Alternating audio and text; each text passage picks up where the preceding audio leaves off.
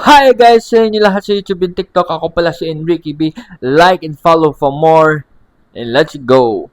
So ngayon guys, no, bakit cute ang mga TikToker sa TikTok ngayon?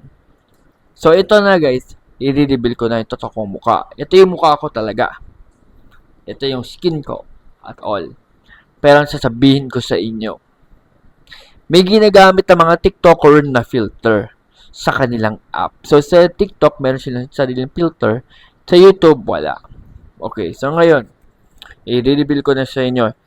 1, 2, 3, go! Ipapakita ko na sa inyo guys at papareveal ko na sa inyo kung anong ginagawa nila. So, ayan. Pipindot ko yung body. Ayan, on ko yan. Ayan, tignan nyo yung difference. Maputi ako dyan. Pero pag tinanggal ko, maitim ako dyan. O, diba? O, yan, inon ko agad.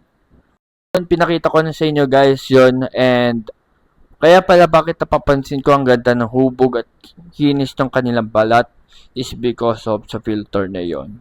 So, pag babae ka, maganda yon. Pero pag lalaki ka, well, sayang pakialam yung mga tao. Diba? So, yun lang guys. Like and subscribe if you're new to this channel. Bye-bye guys.